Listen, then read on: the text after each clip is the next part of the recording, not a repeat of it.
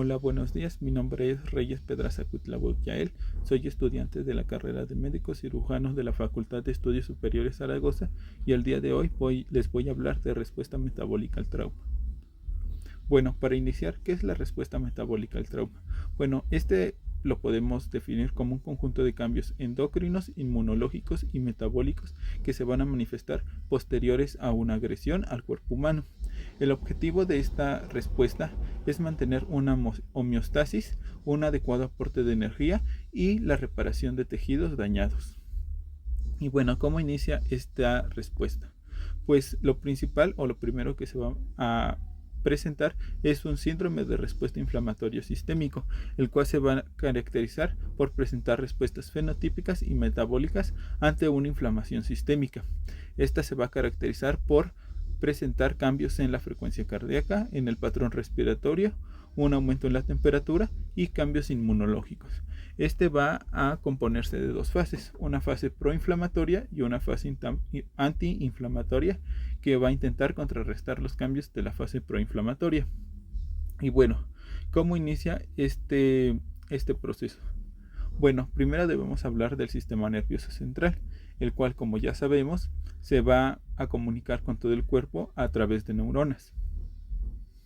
Estas neuronas van a comunicar al sistema nervioso central de algún daño a partir de dos tipos de señales: señales químicas y conexiones neuronales directas. Hablando de las señales químicas, en este caso van a participar las moléculas inflamatorias DAM, las cuales van a tener diferentes mecanismos para lograr transmitir este estímulo de que hay una lesión. Primero van a atravesar las barreras sanguíneas. Otro mecanismo es que van a atravesar la barrera hematoencefálica, por ejemplo en un traumatismo craneoencefálico, y también van a activar receptores en células endoteliales para que estos secreten citocinas proinflamatorias. Hablando de las conexiones neuronales directas, debemos hablar del nervio vago, el cual va a captar señales desde los órganos profundos y esto va a activar el reflejo inflamatorio, además de que van a estimular o van a inhibir la secreción de citocinas proinflamatorias a partir del vaso, además de que van a estimular neuronas que secretan adrenalina, la cual va a estimular a los linfocitos T para la liberación de acetilcolina.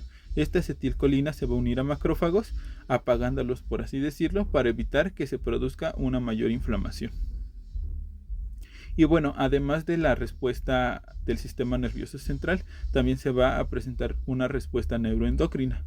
Esta respuesta neuroendocrina va a activar dos sistemas: el eje hipotálamo hipófisis adrenal y el sistema nervioso simpático. Esto con el objetivo de generar un mecanismo de defensa y obtener energía necesaria para los procesos que están sucediendo. Hablando del eje hipotálamo hipófisis adrenal, pues ¿cómo se va a activar este sistema? Pues primero va a llegar un estímulo estresor al hipotálamo.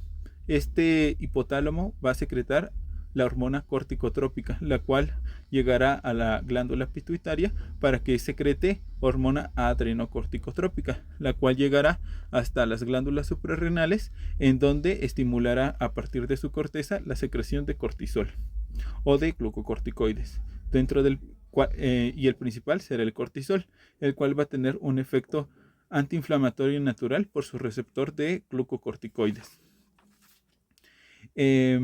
Bueno, debemos mencionar que este también va a tener una función de activar genes buenos, es decir, interleucina 10 o antagonistas del inhibidor de la interleucina 1, la cual es proinflamatorio, es decir, el cortisol tendrá un efecto antiinflamatorio. Otras sustancias y hormonas que se van a secretar con la activación de este eje es el factor inhibitor de migración de macrófagos o MIF, el cual va a ocasionar o va a promover o va a actuar como una citocina proinflamatoria. Este generalmente se va a secretar por parte de hipófisis, macrófagos y linfocitos T. Mencionan que este generalmente va a contrarrestar el efecto antiinflamatorio del cortisol y va a empeorar la inflamación. Otra hormona que se va a secretar es la hormona del crecimiento, la cual va a tener efectos metabólicos e inmunológicos. Hablando de sus efectos metabólicos, es que este va a promover la síntesis de proteínas, esto para la reparación de tejidos, además de que va a promover la lipólisis, esto para aumentar la concentración de glucosa en sangre. Además, también va a promover que en el hígado se produzca el factor similar a la insulina, el cual va a promover la gluconeogénesis y va a promover la captación de glucosa por parte del músculo y del tejido adiposo. Y hablando de sus efectos inmunológicos, va a mejorar la actividad de células inmunológicas, principalmente de fagocitos y linfocitos T. Aunque mencionan que en el trauma grave esta hormona se verá inhibida y por ende no tendrá un efecto inmunológico tan potente. Además, esta hormona del crecimiento va a mejorar el crecimiento y la masa muscular, disminuirá el hipermetabolismo y por ende va a favorecer la recuperación. Y bueno, otra sustancia que se va a secretar es la grelina, la cual va a promover que haya un aumento de la hormona del crecimiento y por ende va a tener un efecto antiinflamatorio. Ahora hablando del sistema nervioso simpático, pues debemos de mencionar que este va a tener o se va a encargar principalmente del mecanismo de lucha y huida. Esto a partir de la liberación de catecolaminas. Las principales que se van a secretar son la epinefrina y la noradrenalina. Estas también tendrán efectos metabólicos, ya que principalmente van a promover la liberación de glucosa a partir del hígado y de grasas a partir de la lipólisis. Esto para obtener energía de forma rápida para las células. También mencionan que estas catecolaminas van a tener la función de inhibir a la insulina. Esto para promover un estado de hiperglucemia. Además de que va a tener un efecto antiinflamatorio, ya que va a suprimir citocinas proinflamatorias como el factor de necrosis tumoral alfa y la interleucina 10.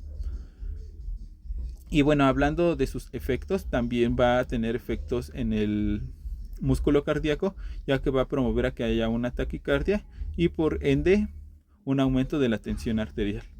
Y bueno, otras funciones que tiene este sistema nervioso simpático es la secreción de aldosterona a partir del riñón, esto para la regulación de la tensión arterial. Y bueno, también debemos de mencionar que se va a producir una hiperglucemia y una resistencia en la insulina, ya que en un trauma es común que se presente la hiperglucemia por un aumento de las hormonas catabólicas como la epinefrina y la noradrenalina, las cuales van a activar la gluconeogénesis y la lipólisis, y además de que se va a presentar la resistencia a la insulina. Y bueno, otro punto importante que debemos mencionar son los mediadores de la inflamación, ya que estos pues van a promover un estado inflamatorio sistémico. Los principales que vamos a mencionar son las citocinas, las cuales van a mediar respuestas celulares que van a promover que haya una erradicación de microorganismos invasores y por ende van a promover la cicatrización. Otro mediador de la inflamación son los metabolitos de ácidos grasos. Estos van a inhibir la liberación de citocinas proinflamatorias como el factor de necrosis tumoral alfa y van a promover la migración de leucocitos, favoreciendo la respuesta inmunitaria. Otro mediador de la inflamación son las proteínas de choque térmico, los cuales van a tener un efecto protector con las células ante un estrés traumático. Otro mediador es el sistema calicreína-cinina, ya que estos principalmente van a aumentar la vasodilatación, van a aumentar la permeabilidad capilar y la vasoconstricción. Esto generalmente va a generar edema y activar las vías del dolor. Otra sustancia que se va a secretar son las especies reactivas de oxígeno, los cuales principalmente van a ocasionar un daño celular. Otro mecanismo que se presenta, otra sustancia, es la serotonina, la cual va a favorecer la vasoconstricción, la broncoconstricción y la agregación plaquetaria. Y por último, otro mediador de la inflamación es la histamina. Principalmente esta va a tener 3 receptores y dependiendo de dónde se sitúe la histamina, pues será su efecto. Hablando de los receptores H1, estos generalmente van a tener un efecto vasodilatador. Los H2 generalmente se van a encargar de la secreción de ácido y los H3 una disminución en la producción de histamina. Y bueno, también debemos de mencionar de la respuesta de citocinas a la inflamación. Dentro de las principales citocinas que se van a secretar y que van a promover un estado inflamatorio son el factor de necrosis tumoral. Este generalmente se va a secretar como respuesta ante el estrés, principalmente por una lesión o infección, y debemos de darle importancia, ya que este generalmente va a promover la degradación muscular y por ende generar un estado de caquexia en el paciente. Otro es la interleucina 1, la cual generalmente va a tener un efecto pirógeno, ya que esta va a actuar o va a estimular al hipotálamo generando una respuesta febril. Otra es la interleucina 2, la cual generalmente va a aumentar la actividad de los linfocitos T, la producción de inmunoglobulinas y generalmente favoreciendo una respuesta inmunitaria, y esta también es la encargada de mantener una integridad de la barrera intestinal.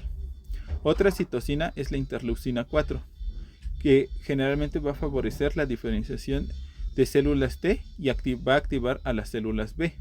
También va a promover la secreción o la producción de inmunoglobulina E, y esta generalmente va a aumentar el efecto antiinflamatorio de los glucocorticoides. Hablando de la interleucina 6, esta generalmente se va a secretar en periodos de estrés, como lo es el shock séptico, y generalmente va a tener un efecto antiinflamatorio, ya que va a inhibir el factor de necrosis tumoral y la interleucina 1. Otra citocina es la interleucina 8, la cual principalmente se va a presentar en la septicemia. Esta va a promover la liberación de interferón, y esto va a ocasionar que sea quimiotrayente de neutrófilos, favoreciendo la respuesta inflamatoria. También está la interleucina 10. Esta generalmente se va a presentar en la inflamación sistémica, y esta va a tener importancia ya que va a inhibir a las citocinas proinflamatorias. También va a regular la retroalimentación negativa de la cascada inflamatoria. Y por último tenemos a la interleucina 12, la cual se va a manifestar principalmente en casos de endotoxemia y septicemia, y generalmente esta va a ser citotóxica de linfocitos, y esta va a aumentar o va a generar que haya mayor coagulación y fibrinólisis, por ende teniendo mayor riesgo de generar microtrombosis, y esta generalmente va a ocasionar que se presente una respuesta proinflamatoria general. Y bueno, por último hablaremos del metabolismo quirúrgico. Y bueno, debemos de mencionar que tras un mecanismo postlesión quirúrgica o traumática, lo principal que se va a presentar es una disminución del gasto total de energía, una inhibición de la secreción de nitrógeno urinario, y va a haber cambio de prioridad de sustratos, ya que cambiarán las fuentes de energía para así lograr generar la energía suficiente para las células. También va a aumentar el metabolismo y el consumo de oxígeno, y va a haber mayor estimulación del sistema inmunológico. Y bueno, debemos de mencionar que se va a presentar un metabolismo diferente en el ayuno, en el cual principalmente las fuentes de energía serán las proteínas musculares y la grasa corporal.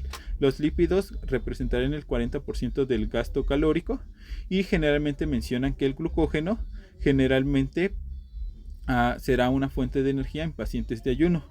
Mencionan que el cuerpo humano normal tiene de 300 a 400 gramos de carbohidratos en forma de glucógeno que puede ser utilizado por las células. Y mencionan que generalmente la glucosa que queda en el flujo sanguíneo será utilizada por células glucolíticas obligadas como las neuronas como fuente de energía. Y hablando del metabolismo postlesión, pues debemos de mencionar que los lípidos van a generar 4 kilocalorías por 1 gramo de grasa que sea utilizada, y generalmente los depósitos de triglicéridos serán la principal fuente de energía. Y mencionan que esta lipólisis será generada por las catecolaminas, hormona adrenocorticotrópica, cortisol y glucagón. También debemos de mencionar que se va a manifestar una cetogenia. Esto porque va a aumentar la cetogenia hepática por el aumento de la lipólisis y menor disponibilidad de carbohidratos. Hablando de los carbohidratos, debemos de mencionar que 1 gramo de carbohidratos genera 4 kilocalorías de energía. Mencionan que generalmente en el ayuno la producción de glucosa se va a realizar a partir de proteínas. Por ende, debemos de administrar glucosa para evitar una atrofia muscular. Y mencionan que generalmente la lesión en infección va a ocasionar una intolerancia a la glucosa. porque va a haber mayor uso de carbohidratos para la generación de energía. Y hablando de proteínas y aminoácidos, es importante mencionar que 6 gramos de proteínas van a generar 1 gramo de nitrógeno. Esto porque va a haber una protólisis que va a aumentar la excreción urinaria de nitrógeno, y esto va a ocasionar que haya una pérdida de masa magra de alrededor de 1.5%. Mencionan que las proteínas y los aminoácidos serán los principales sustratos para la gluconeogénesis, y esto puede generar una atrofia muscular. Esto sería todo por mi parte. Gracias.